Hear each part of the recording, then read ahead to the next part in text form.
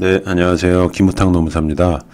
자, 이번에는 그 휴업급여 관련해서 제가 이제 설명을 드릴 건데, 일단은 지금 126선에 39번 가지고 일단 먼저 설명을 드릴 거고요. 그리고 2016년에 출제가 됐던 이제 1-1, 1-2문에 대해서 해설을 드릴 건데, 요 유튜브 지금 채널을 시청하시는 분이 있다면 이 문제는 정말 잘 보셔야 돼요. 왜 그러냐면 우리 시험에서 출제 오류라고 하기에는 조금 그렇지만 약간의 이제 단어 가지고요. 이 수험생들로 하여금 실제 시험에서 헷갈리게 할 수 있는 포인트가 있어요. 왜 그러냐면 이 번역서를 가지고 출제를 하다 보니까 올해 같은 경우도 많은 혼란이 있었는데 올해는 아니죠. 이제 해가 바뀌었으니까 작년에도 그랬고요. 그래서 번역서에 있는 한글 말투와 이 원서에 있는 게 약간 이제 좀 뒤바뀔 수가 있거든요. 자, 그 부분에 제가 집중을 두고 한번 설명을 드릴게요. 자, 일단은 1차에서 그 사회보험법을 공부하시다 보면 우리나라 산업재해보상보험법 요거는 이제 외국 책을 보고 제가 우리나라 걸로 각색을 한 거예요. 그냥 산재법이라고 하게 되면 휴업급여 아실 거고 근기법상 평균 임금의 70%가 원칙적으로 지급이 되고요. 뭐 고령자 휴업급여나 부분 휴업급여 이런 여러 가지 예외가 있지만 원칙적으로는 평균 임금의 70%인데 여기서 얘기하는 임금을 잘 보세요. 여기서 얘기하는 임금은 그냥 임금이란 단어를 보시게 되면 여기에는 웨이지를 의미하지만 사실 평균 임금의 70%다라고 하게 되면 받는 돈이거든요. 그러니까 노동경제학 버전으로는 소득이라고 하는 M이에요. 뭐 인컴이라고도 하고요. 그래서 원서에는 인컴으로 되어 있습니다. 그래서 업무에 복귀할 경우에 즉시 수급이 중단된다. 이 말은요. 우리나라 법을 그대로 얘기하면 여기 잘 보시면 잠깐 위로 올릴게요. 자, A0T만큼 노동 공급을 하게 되면 M1이라고 하는 원래 시장 노동을 통해서 이만큼의 소득을 얻는 거예요. 그런데 지금 요 M1이라고 하는 이 지점은 요 M0에 대해서 이 70%를 곱한 휴업급여의 높이거든요. 그러면 뭐 여러 가지 예외 사항이 있겠지만 여기 지금 시청하시는 구독자분들께서 이만큼 100만 원을 받아요. 근데 이거는 이만큼 일하고 받는 거거든요. 근데 T점은 일을 전혀 하지 않고 70%를 받는다. 그럼 뭐 저 같으면은 사실 일하고 100% 받느니 일 안 하고 70% 받는 걸 선택할 것 같아요. 왜냐면 비근로소득이기 때문에. 그러면 단순 계산으로 이쪽에 있는 효용보다 이 원에 있는 효용이 더 크거든요. 그러면 그러한 어떤 뉘앙스를 가지고 평균 임금의 70%를 지급한다. 그러면 업무에 복귀할 경우에 수급이 중단된다라는 거는 에렌버그 책 표현에 따르면 스파이크가 달린 예산선, 이렇게 스파이크가 이 스파이크처럼 생겼잖아요. 이렇게 지금 구성이 된다라는 거예요. 그래서 여기를 벗어나는 즉시 여기는 T와 이 원의 이 높이는 바람처럼 구름처럼 사라진다는 거거든요. 그래서 이쪽은 예산선이 형성이 되지 않고 이렇게 바로 수직 낙하하고 쭉 올라가는 예산선이 구성이 되는 거예요. 그러면 이러한 휴업급여가 노동 공급에 어떠한 영향을 미치는가? 당연히 효용이 더 커져요. 일을 안 하는 구간이. 그럼 일을 안 하겠죠. 그러면 문제점이 있다면 그 개선 방안으로 어떠한 대책이 있는지는 제가 구성을 한 거예요. 그러면 수험서의 어떤 그 정체성을 살려가지고 답으로 쓰실 때는 자, 휴업급여가 없었을 때는 여기 WT에서 T 이러한 지금 예산선이 있고 멀쩡하게 시장 노동을 할 거다 이거예요. 자, 그런데 휴업급여가 제공이 되는 경우에는 여기 M1 다시 위에 그림을 보겠습니다. M1은 M0의 정확하게 70% 수준이거든요. 우리나라 법이 그렇기 때문에 휴업급여를 수급하게 되면은 예산선은 스파이크가 달려서 WT, T, E1으로 조정이 돼요. 자, 그 상태에서 소득의 감소가 있더라도 효용이 더 커지기 때문에 E1을 선택을 하는 거고, 그리고 근로를 제공하는 순간 휴업급여는 즉시 중단되므로 근로자의 노동 공급에 대한 유인은 크게 감소해서 노동 공급을 전혀 안 한다. 이게 이제 어떻게 보면 경제학적인 문제거든요.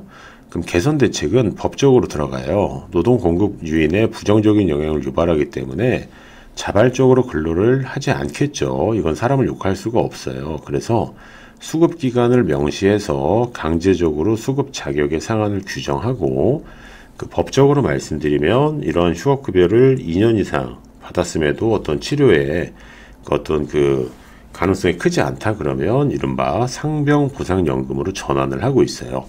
자, 여기까지는 제가 우리나라 산재법을 근거로 재구성한 39번이고요.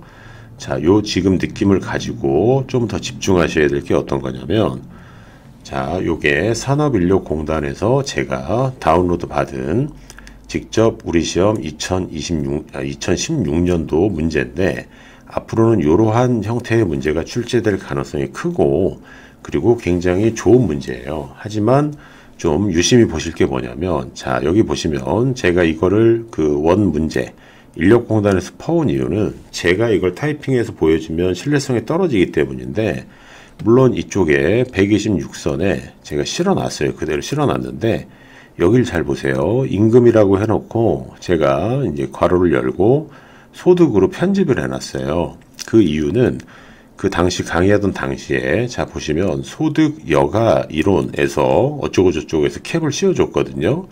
자, 그런데 작은 1번에서 산업재해를 입은 근로자한테 산재 직전 임금의 100%가 휴업급여로 지급된다. 이거는 요 임금이라는 요 말 때문에요. 요것 때문에 여기 있는 경제학적 모형에서 이걸로 오해할 수가 있어요. 여기는 W. 하지만 분명히 아까 말씀드린 대로 평균 임금은 소득이에요. 그래서 이거는 뭐 출제 오류라고 하면 제가 이제 감이 좀 건방진 얘기지만 소득이라고 바꿔줘야 이게 정확하게 소득 여가 모형에 맞는 얘기거든요.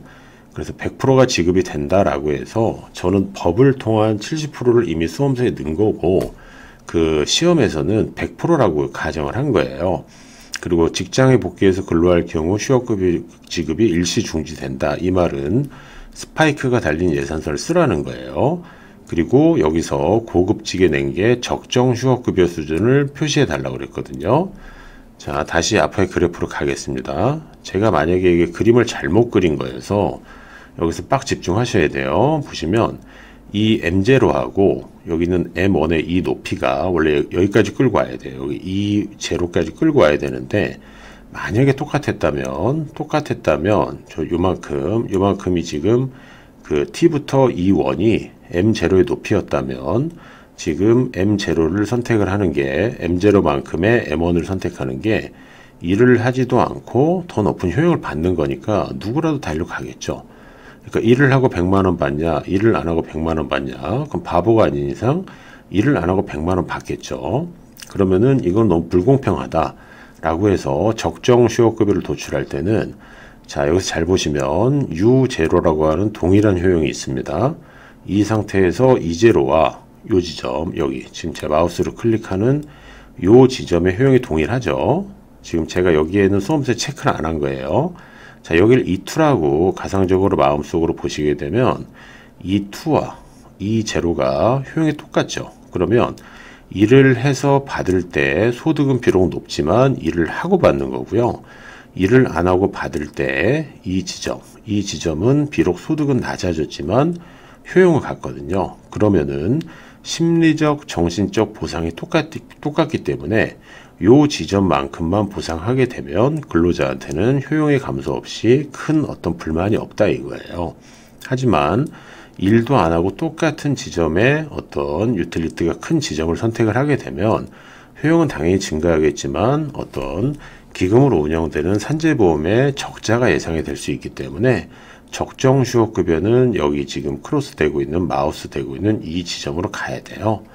그래서 정리를 한번 해보겠습니다. 정리를 하게 되면은 요 39번은 현재 산업재해보상보험법에 있는 버전으로 제가 각색을 해서 이미 이 높이는 70%로 가정을 한 거고요. 우리 시험에서는 지금 100%라고 지금 주고 적정 휴업급여를 도출해 달라고 그랬는데 그 부분은 이 지점이 된다라는 거예요. 그런데 더 중요한 건 뭐냐면요. 우리 시험에서 번역서를 보고 내다 보니까 여기가 소득으로 들어가야 되는데 임금이라고 내가지고 오해를 하실 수 있어요. 특히 열심히 공부하신 분이. 그래서 제가 이 책에서 여기다 소득으로 바꾼 겁니다. 그래서 2022년에서도 뭐 X축하고 Y축이 물론 이제 그 소득 여가 모형에서 소득 근로 모형으로 스위치한 건 맞아요. 하지만 소득과 근로를 뭐 역함수로 바꿨다. 요거는 이제 아닌 것 같고요. 왜냐면 번역서를 그대로 한글이 돼 있는 거를 치다 보니까 조금 오해하실 수 있는 문제가 나왔지만 일단 그 어떤 기준이 되는 게 요 2016년 문제거든요. 그래서 여기 보시게 되면은 요 1-1과 1-2는 여기서 이 로직은 이해하시되 이렇게 임금이라고 나왔을 때 이거는 소득이다. 소득이라고 꼭 그 수정을 좀 하셔야 될 것 같고요. 그 다음에 이 부분에 대해서 여기 1-3번 있죠. 초과 근로에 대해서 할증임금 이미 2016에 나왔던 거고요. 이게 또 2022년에 공교롭게 여기 보시게 되면은 초과 근로에 대해서 할증임금 해가지고 요 가산임금 모형 있죠. 자, 이렇게 굴절되는 거.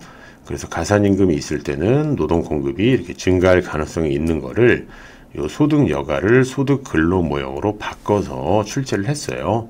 그래서 제가 뭐 지금 이제 현직 강사가 아니다 보니까 이거를 뭐 일일이 이제 판사하면서 설명드릴 수는 없지만 어쨌든 기출 문제는 정말 중요한 거고 기출에서 응용과 응용이 되는 형태로 계속 출제가 되고 그렇다 하더라도 기출 안에 녹아있는 그 어떤 원리를 잘 이해하시는 게 중요하다라는 거를 계속 강조드리고 싶습니다.